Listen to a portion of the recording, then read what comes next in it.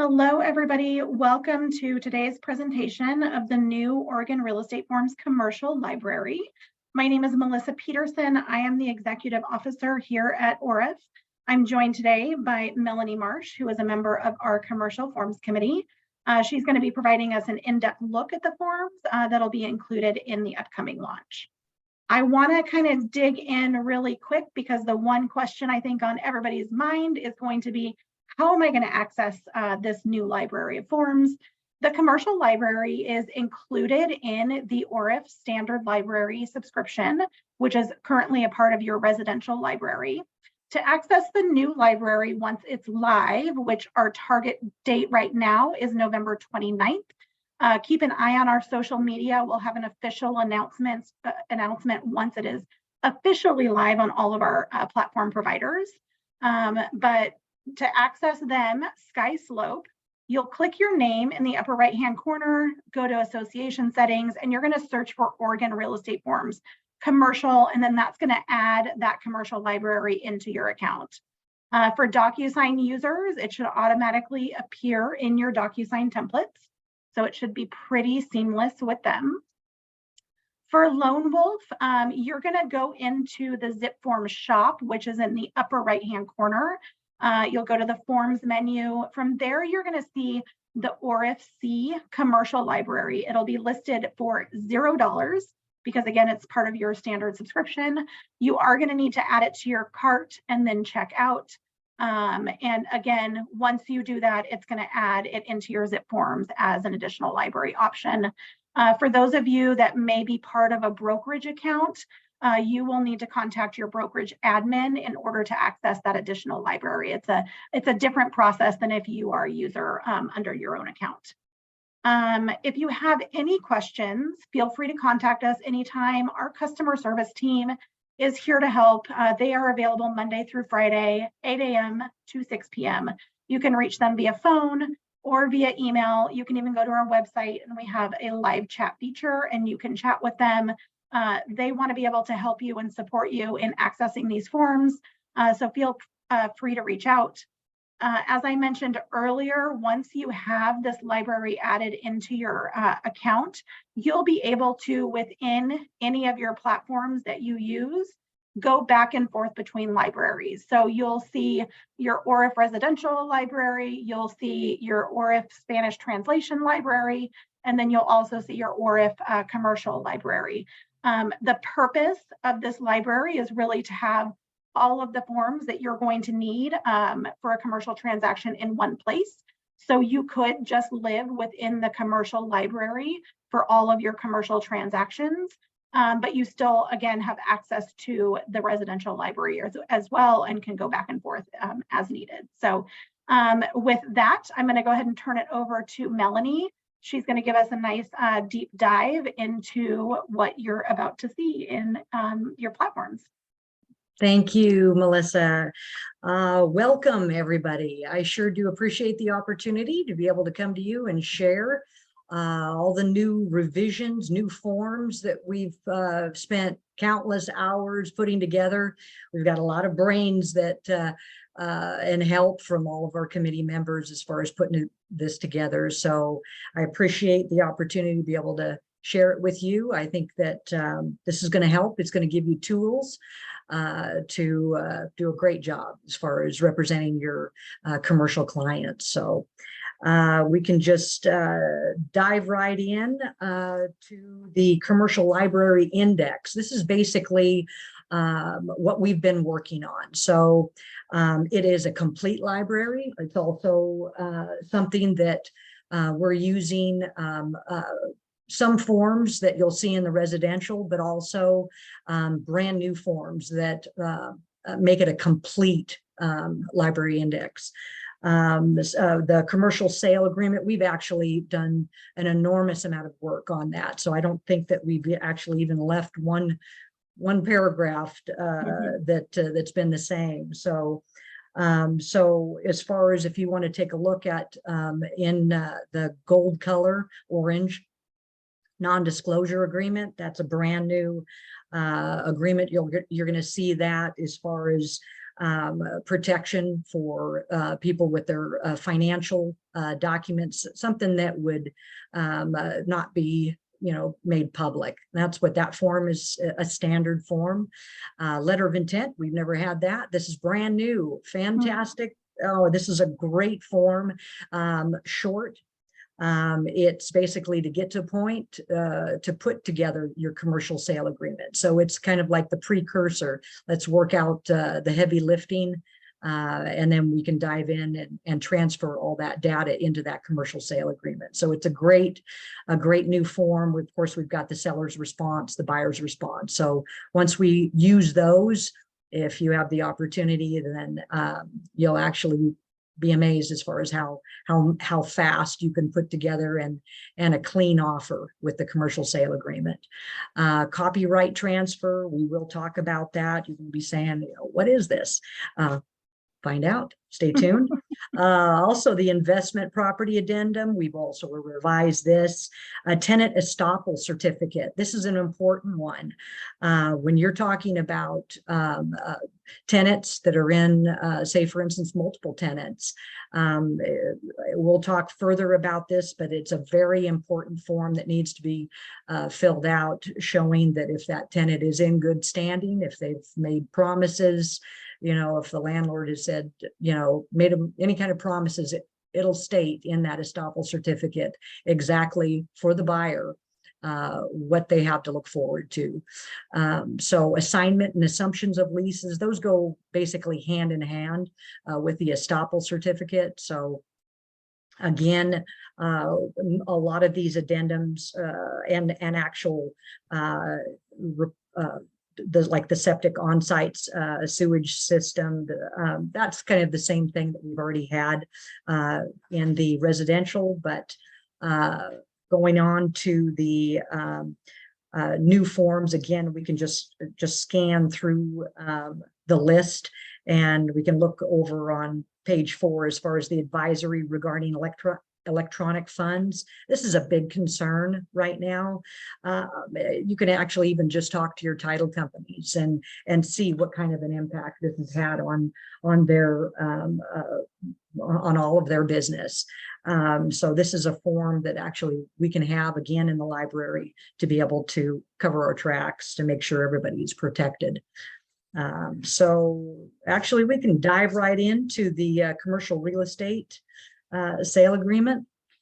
Well, I just want to kind of reiterate what you had said. You'll notice here on the bottom of the screen that forms that are in orange, like Melanie said, those are brand new forms that were created from scratch by our amazing committee. Those that are in blue, they were existing forms that we had on the residential side that went under a pretty significant overhaul, like Melanie said, the commercial sale agreement. Those that are in black were pulled over directly from residential as is, with a few exceptions, which Melanie will probably talk about when we get to the purchase and sale agreement. So feel free to take pictures of this. This is also going to be available on our website. You can go to the resources section, and there is a link there to view all of the documents that are a part of the ORIF libraries. So let's go, Melanie, ready? Absolutely. And with this is basically what we're doing is giving a highlight. So obviously you want to dive into this and read it in its entirety. If you could go through all these forms just to make sure that as far as the order and the grouping on these two as well. So again, we've spent a lot of time as far as our committee, and so we're pretty proud to have a uniform library for commercial. So we'll dive right into that commercial real estate sale agreement. This is it. This is the big and most important form.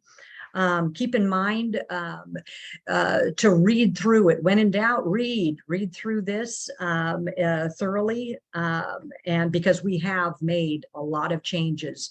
The first page, we've actually added for additional agents. So we're not just one or either trying to squeeze two agents on one line. We've got separate license. That's important, so we know exactly, full disclosure, who is representing who. So That goes for the buyer's agents and the seller's agency. So on the next page, we've got basically general terms, page 1. So well, where we're checking deed or land sales contract. The contract option has been changed to land sale contract. So I just wanted to make sure that you guys pay attention to that. You still have the option, obviously, for deed, but now we've got that change.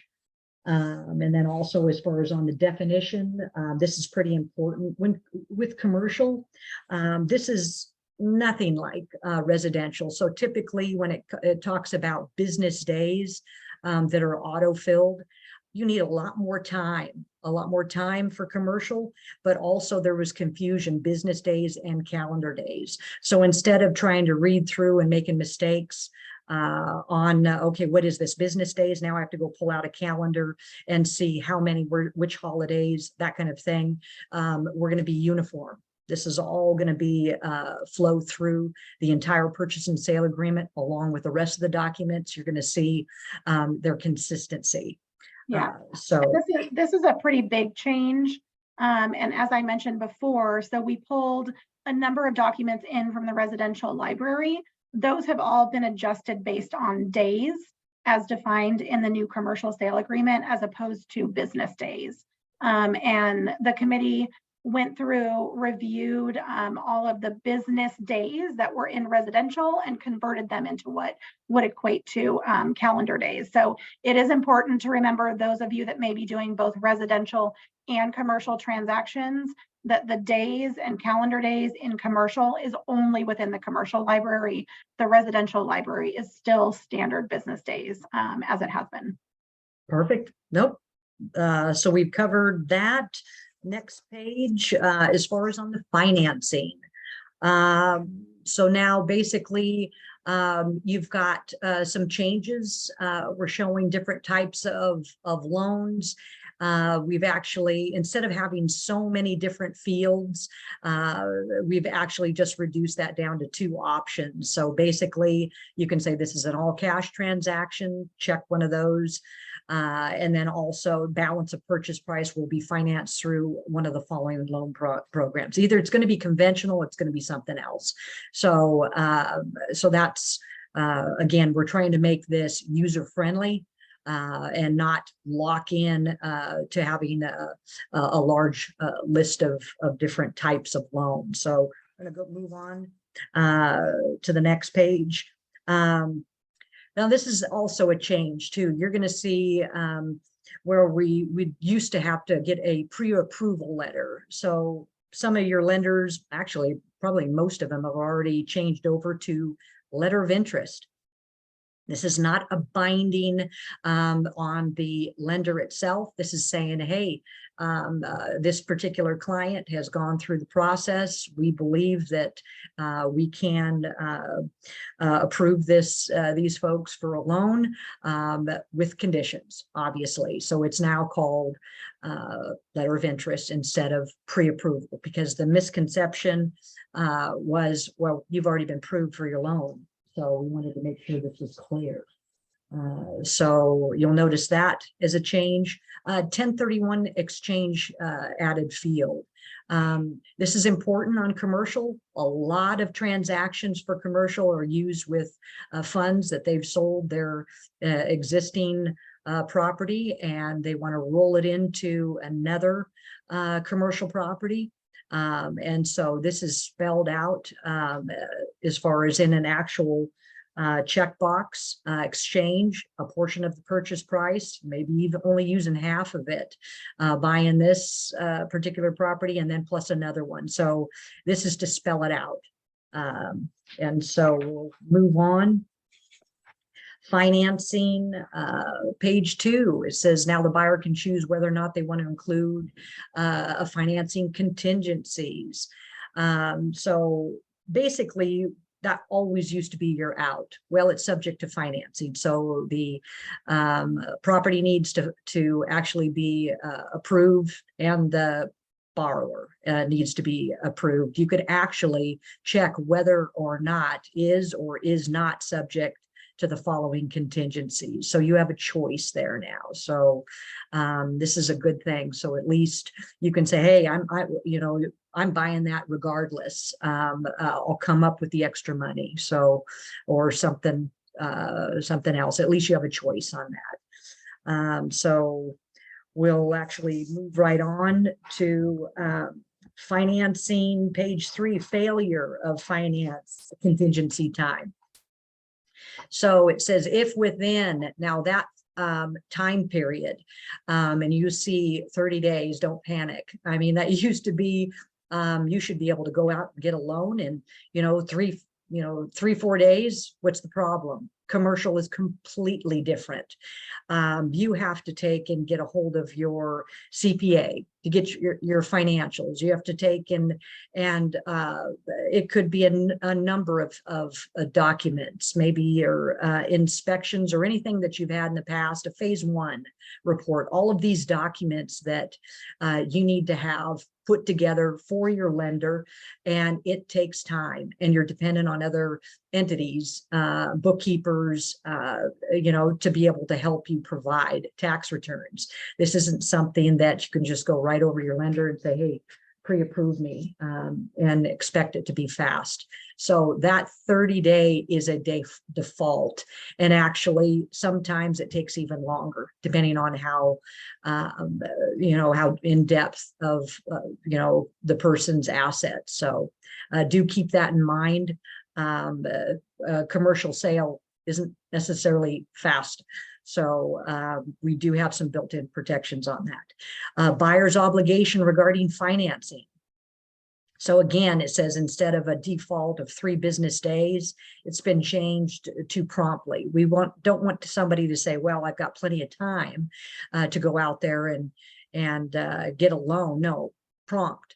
That means, okay, start in on it, and start reaching out to those folks that are going to help you as far as put together your financial report to be able to prove that you can qualify for this property. So again, as far as it takes more time to gather all the lender requirement documents for commercial transactions than residential transactions. So we'll go on to the next category, seller carried financing added option. In case everybody hasn't figured it out, right now our interest rates are through the roof. I mean, they're still reasonable. If you've been back in the 80s when interest rates were extremely high, and different recessions, this could be your only form of getting a deal done. So please tell your sellers, hey, or ask them, would you consider seller carried financing? This could be a good thing, and they can actually get the proceeds as far as interest. They can shift it to a 5-year, 10-year, it's whatever is negotiated that is agreeable between both parties. But don't panic as far as, I mean, if you reach out to your title companies right now, they're already doing quite a few. These are they're considered the new norm until interest rates settle down. So don't panic when you see that. I would encourage you to dive in and take a look and see what options you can offer your clients. So also you might your title company could very well even have one of these seller carried financing documents. Usually they're just short and sweet, they're basic, and they're just filling out, the basic items. So again, it gives them just a clear cut. Anything in depth, you want to reach out to your attorney, of course, if we're going to get some detailed or there's something outside the box. So we're going to move on. The added due diligence period. Okay, again, because due diligence, when you hear that topic, it is a wide range, and it's inspections. I mean, you may have to call the planning department. Again, you're dependent on other companies, your entities as far as information. So due diligence is basically the amount of time that you need to really research this property to see if it's a good fit for you. And there's things that are in listing agreements that you want to not necessarily challenge it, but just prove it. And so this is something that that time is an allotment for you to not just check out, well, it's an inspection only. No, all things that pertain to the actual buyer's needs. So again, this is a default of 30 days. You'll see 30 days is a minimum. Most of the time on some of these big transactions, they'll want 90 days and also an option to even extend that due diligence period. Again, it's not like somebody's, well, I got plenty of time to close this. No, they're actively researching. And when you're getting, with tenants involved, you want to have a chance to be able to review the documents, leases, again, tenant estoppel certificates, anything to do with what am I buying? This is, we're not just assuming that what is listed is final. Make sure that we've got the time in here. Again, 30 days as far as a default. Moving right along. On contingencies, additional inspection option, other inspection addendum, it's been added as a choice. Buyer's waiver of inspection contingency has been modified, so it covers the former two options of waiving inspections. The past document stated that you were waiving all inspections. This one, it gives you a choice basically. So you can waive them, but you still have the right to check things out. No, I'm going to buy this as is. Don't worry about it. But I still want to be able to check it out, do my due diligence. It's not going to have any impact. I'm waiving it, but at least you have that option. And so that's been added. And so we even have that field as far as you can see on line item C, other inspection addendum too. So could very well be a specific inspection. So point it out there. Next page. Contingencies again, business documents, line 164 of the purchase and sale agreement. So now you have got a choice in the investment property addendum or everything that the seller has in their possession or control pertaining to documents and operation and maintenance of the property. Now, when you have the regular one that was out there before, agents would go through and just, I want all of it. And it's unrealistic that a seller would literally have all of those documents within their control. So this is something that, hey, I do have these documents. I'm going to hand over everything that pertains to the property. What's in my control, I can call my bookkeeper, I can call and get the engineering reports. They've already been done, that type of thing. But if you have to go out and do something like a phase 1 or phase 2, that's not something that is already in their possession. So this is what covers this particular section. So we're moving on. Existing leases and estoppel certificates. Okay, you're going to be saying estoppel certificates. Why do I need that? Okay, so this basically, when a buyer is buying the property, he's buying the tenancy. So they want to make sure the buyer that these tenants are in good standing, and you're actually depending on those cash flows to support the purchase price. So you want to make sure that what is offered in the listing is accurate. And so you've got, then look at the tenant estoppel certificate. So basically we've got a default of 10 days as far as after the effective date. Then this is basically seller agrees to obtain and deliver to buyer for review no later than 10 days, not filled in, from the effective date, fully executed tenant estoppel certificates. Okay. So basically you can have like 3-4 tenants that are in a building. So one of these certificates are for each of those tenants. And so what if, one of the tenants said, something, I was promised that you would add bookcases to the inside of this office. You were promised to do that. And so you're supposed to do that as soon as I hit my 1-year anniversary, you're going to take and do something specific. In an estoppel certificate, anything that would be stated, it would be signed by that actual tenant. And so this proves it. So when that buyer says, now, wait a minute, you're asking me to do this.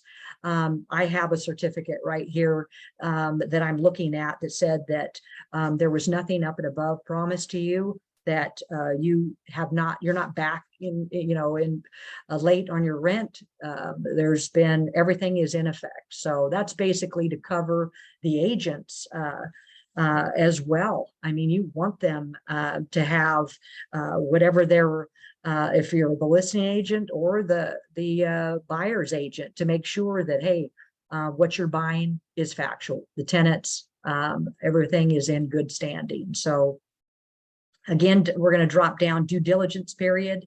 It talks about other due diligence. Buyer may perform zoning, building, feasibility studies, anything like that. They can actually spell it out if they want to use any more detailed requests as far as time to get those done. So moving on, the seller representation. All right, here we go. So this category has been moved to its own category. So it used to be blended. So now it stands out. It says, here we go, subject to any written disclosures made by the seller as part of this transaction. Seller makes the following representations to the buyer.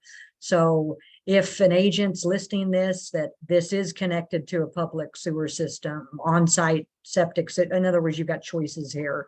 They're stating this. So you've got boxes to check, and it's in its own category. And again, a read through it and to get more details on this. We're going to go next page. Seller's property disclosure statement, again, line 211. You can indicate whether as far as an SBDS is required based on the property type or intent of use. You're going to need to check one of these boxes. And this it's a property disclosure statement is what this is referring to. So because you've got, and then could just read it out, we'll provide this disclosure statement because the property is one of the residential property types described, and buyer intends to use all or part of the property as a residence for buyer's use or their relatives, or buyer will provide one of these statements because the property is not one of the residential property types described, because the buyer is not going to be using it. So you've got choices to specify in the document. So we're going to move on. And I just wanted to point something out on the property disclosure. While everything within the commercial library is now in calendar days, the one exception to that is the property disclosure statement, because that is regulated by Oregon statute. So that is still business days, which is defined within the sale agreement, but really only applies to the property disclosure. Absolutely. Yep. Okay. So we're going to take an as-is clause. So since most commercial transactions don't have seller property disclosure statements or new home warranties, references to those items have been deleted. So except for sellers' written agreements and representations, buyers purchasing the property as is, and it's in present conditions, whether it has defects that you can see or not. So it's all commercial is buyer beware as far as when you're dealing with warehouses, anything to do on something like this, it's up to the buyer to do research. Again, that due diligence period, take it, use that to make sure that they know everything about the property. They've done their research. Again, we're going to move on to lead-based paint contingency. This section only applies when you're talking about residential, one or more residential dwellings, and was constructed before 1978. Warehouses, manufacturing, distribution facilities are not required to fill out a lead-based paint disclosure. Now, for some reason, if they've got a house attached to it, that's a totally different story. But when you're talking manufacturing facilities, lead-based paint just does not come into the picture. It's not, you're not bound on that. So, but again, if you're talking residential, obviously you want to take and have that pamphlet as far as to protect your family from lead in your home. So unless it's waived by the buyer in writing. So go ahead and read through that. But on commercial, on this, this needs to be pointed out as far as what's the rules and what's not. So, all right, we're going to move on. Delinquent rent. This is a new section pertaining to leases.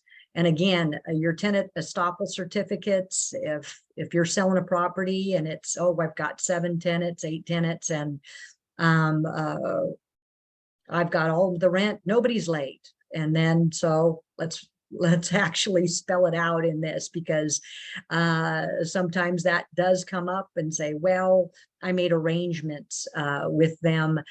They could catch up once we close escrow. They can just, needs to be spelled out. So as you can see here, delinquent rent means any fixed rent, additional rent, or percentage rent that under the terms of the lease was past due as of closing. So delinquent rent will not be prorated at closing. So keep that in mind. Read through this. This is something that a brand new section. So if your client's buying, it has tenants in it, take a look at that. Pay attention as far as to that section. Now on to closing. This is a new option for built-in extensions to close escrow. This happens often. So where you've got, say for instance, you're waiting on title, if you're waiting on maybe title court or something that bogs things down, this gives you the opportunity to have that extended for you in advance. So here we go. Read, closing will occur on the date mutually agreed upon between buyer and seller on or before. That's normal. You pick a closing date. Buyer and seller acknowledge for closing to occur by the closing deadline. It may be necessary to execute documents and deposit funds into escrow prior to that date. Buyer may or may not extend the closing deadline. You can check that box. If it'll just default to the one time period of, and then pick that time frame. We auto-filled, usually 15 days, a couple of weeks will resolve any of that. If you're waiting for, say for instance, the appraiser didn't get out there in time, or it's delayed, some delay. So at least, hey, the intent is we're still going to close this, but please don't throw it out if we're 1 day late or a couple of days late. So let's get this in advance, acknowledge beforehand, so it won't turn into a war at the very last end. So this is a nice way of doing it. Yeah, that's a great change. Yeah, absolutely. Assignment. Let's go on to assignment of leases, deposits. Okay, so these are handled at escrow. You're going to have, we already have that document in place, the assignment of leases, but we've actually done some revising, I believe, assignment of leases and security deposit. So now this is something, it says at closing, seller will assign the leases to the buyer and assumption of leases or such other form mutually agreed to by the parties, and to pay over to buyer all security deposit held under the leases. So this is part of escrow as far as an acknowledgement with the estoppel certificate, again, that these are being transferred over to the buyer. We've got an actual form that does that. We no longer have to go out and have an attorney draft an assignment of lease.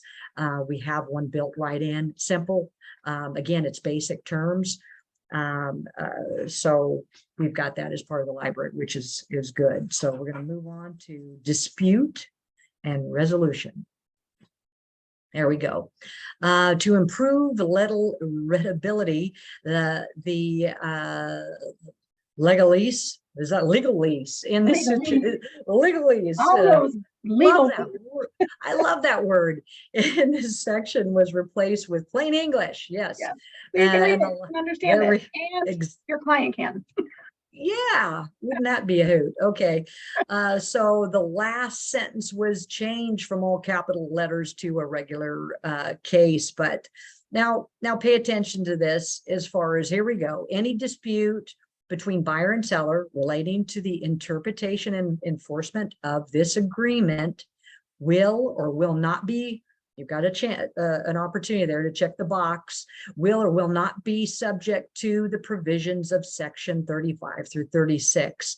Now, check it out. If you drop down that highlighted area, by consenting to the provisions in this agreement. So if you check that box, will, watch this, buyer and seller acknowledge they're giving up the constitutional right to have claims tried by a judge or jury in state or federal court, including all issues relating to the arbitrability of claims. Oh, giving up your constitutional right. I don't think I want to do that. So it better be something that you know for a fact your client is going to agree to. So if you check will not be subject to the provisions of sections 35 through 36, if something comes up, you have the right to go get an attorney to have your day in court. Otherwise, your hands are tied. If you check the box will. Pay attention to that. Talk to your client about that when they receive a purchase and sale agreement. And if either one of those boxes pointed out, read that. And believe me, when you talk about giving up their constitutional right, that sends a red flag. So pay attention to that. Next item, seller's presentation signature. The wording in this section has not changed, but please note the section is to be filled out by the agent who represents the seller, not the buyer. I have received multiple commercial sales agreements, and they say that they presented it. No, they didn't. They didn't go to my client. I'm the listing agent. They didn't go to my client behind my back and said, here, I got an offer for you. That's my job as a listing agent. Don't fill that out. Okay, this is only for the listing agent, the one that represents the seller. Signs that, fills it out. Yes, you presented it, you gave it to me. That doesn't count. This talks about the seller. So pay attention. Don't fill that out. Okay. So new line added, here we go. Since the parties to the commercial transactions are presumed to understand the transactions they entered into, the former prohibition on writing in changes to the form was replaced with requirement that such changes must be initialed by all parties. Okay, so changes, deletions, and additions to the text of this form must be initialed by all parties to be valid. So always happens, just at bad timing, whatever. You get somebody that says, oh, okay, I'm going to accept your offer, but I'm going to take and line out this. You can't alter anyone's offer without having them acknowledge initial in order for it to be legal. So don't go decorating somebody else's offer unless it's an encounter, but make sure that it's acknowledged by all parties in order for it to be valid. So we're going to move on to non-disclosure agreement. This is new. All right, so We now have a uniform non-disclosure agreement available for commercial transactions. So basically what this is okay, you make an offer on, say for instance, an apartment complex. In order for this property to finance, you need to see financial documents from the seller, tax returns specific to this business. So he doesn't want you publishing them and sending them out to all the other agents in the office. This is something that this is for this transaction only. Keep it to yourself, don't make it public. And that's basically what this form is. I'm not handing you over anything until you sign a non-disclosure agreement. So please read through that. We have this agreement you'd sometimes see from these different offices, commercial offices, they'd have their own form. And, you know, depending, some of them had, you know, we took the basics out, the intent, and put it into nice one-page, clean, easy, user-friendly. So keep that in mind. That it's the intent is what we're trying to protect here. So this is for just a one-time wonder. You have to get permission to start sharing it with somebody else, another buyer. So let's move on to letter of intent to purchase. All right, this is brand new, exciting. Yay. So now you've got, yay, yes. Before we had a purchase and sale agreement, that's the only way to make an offer. Now you can have something short and sweet. Look at how short this document is. It gets to the basics. It gets to right to the meat of the transaction. Okay, say for instance, all right, it's listed for 1 million. Well, I'm just going to write up a letter of intent to purchase because I have no intentions but offering 200,000. Well, why did you go through all of those pages in the purchase and sale agreement knowing full well he's not going to accept that? So let's just go through the motions, make your buyer feel good. All right, we're just going to go through. But on other cases, hey, let's get all of this heavy lifting done now. This is a perfect way to do it. You set time, financing, price. You get through all of those things that take time.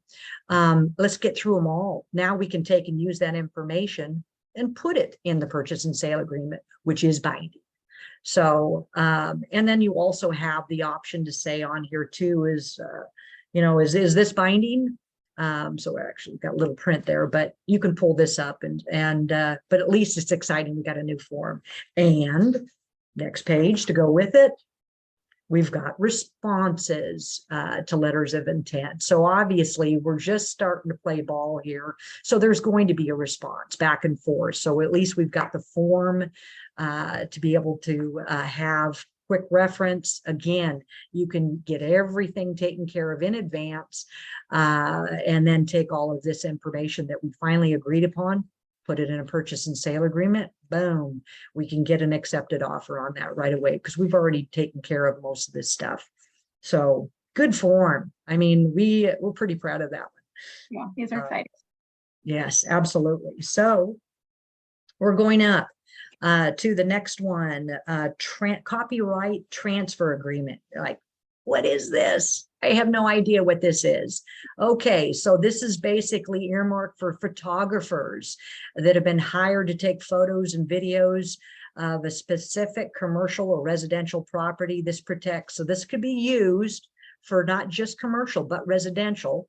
So if you've hired somebody, you've spent money, you've had hired all these people. Now all of a sudden you're the one with the burden. You don't want him to go out and he starts selling it to everybody else, the same thing. So this protects, this is a protection basically, that if you hired it, you're the one with the rights. It protects the rights of the customer who paid and solicited the services of the artist. So this could be, again, somebody who did staging, you know, you do your you know, renderings or anything. Maybe you've hired an architect to produce something, but that's yours. You paid for them. So you have to get permission to be able to start using somebody else's what they paid for. Mm-hmm. So this is a new form, by the way. So again, read, and read through it, see if it applies. And I'm gonna flip on to investment property addendum. All right, so this is undergone a complete overhaul. Again, like we said before, we've gone through line by line on some of these properties, and this is one of them. So as you can go through, the definition of due diligence items has been clarified.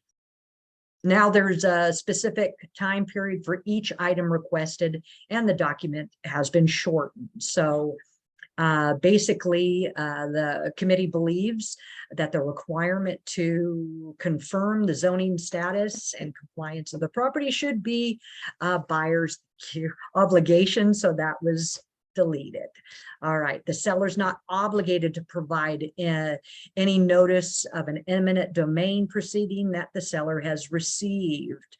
So read this, okay? Clear definition of material events occurring before closing has been added. So items, obviously, if it's a material fact that time, you need, the whole, again, here we go, intent.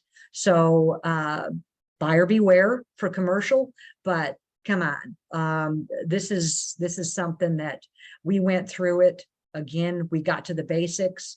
It's clean, short, to the point. I think this is going to help with sellers rather than looking at it going, oh my gosh, they want everything. Just read through it, and I think you're gonna like it. All right, so we're gonna drop over tenant estoppel certificate. Yes, we're going, no, I don't want to fill one of these things. Oh, it's too much work. Well, guess what? You're in commercial library right now. It is work. You want to represent your clients, whether it's the buyer or the seller, to the best of your ability. You owe them that. So get the form, read it, take a look at it. And if you know there's 2, 3, 4 tenants in there, however many, go through it with them. Wouldn't you rather get it out right now? If there are some issues, get it done, yank the Band-Aid. Get it done now.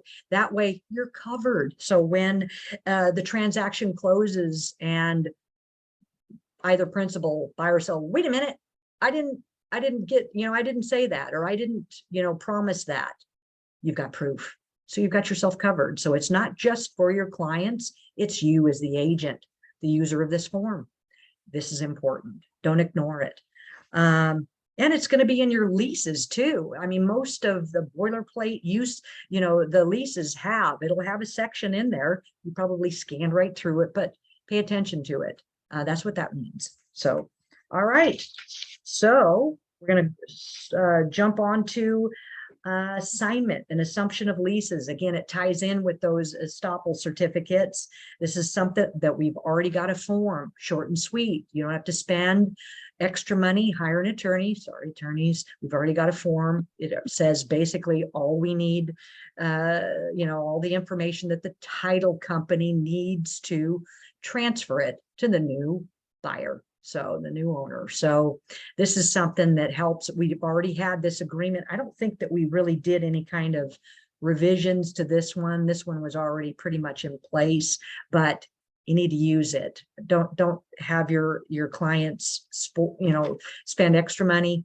We've already got a form for it. So this is a complete library. This is and exciting. This one did have some minor revisions, but like Melanie has said a few times today, just make sure you read everything so that you know what changes may affect you and your client.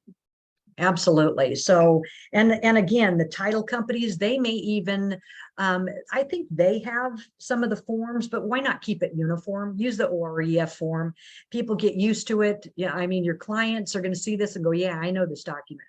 So just get used to it, run through the motions. Get it done, protect your clients again, and help your title company. They'll love you. All right, so the next one, revised. Here we go. Minor changes in wording were made to the residential version of this form, and an acknowledgement was added to the end. So basically, you would see this advisory regarding electronic funds. Now they need to acknowledge it. So it's important as far as with the electronic funds. This is a big, bad bad thing going on right now. Everybody is getting, it seems like, hit. Title companies, I don't know of one title company in our area that has not been, tried to have a scam, send the money here, and they do it right away too. So please inform your clients, this is what's happening. Please don't do anything. Don't go sending your money to Bubba. Send it to the right source, send it to the title company, make sure, verify everything that you do. And so it's a big thing, and people are losing thousands and thousands of dollars on this. So protect them in advance, make them aware of it, and they'll pay attention. Okay. So there you have it. That's our show. Yeah. This is awesome stuff. I'm telling you, it's exciting. Our committee, we can't wait to use it. It's been through underwriting. I mean, this is awesome. We finally have a uniform library that, hey, this is a happy place. Yeah, and I just want to say, it's been a pleasure, obviously working with the Commercial Forms Committee. I'm excited about the future. So one of the things that we want to make sure that is we want to hear your suggestions. So once these forms get out and you guys start using them, you might have ideas on how we can better them, ways that we can help clarify things that might come up in conversation.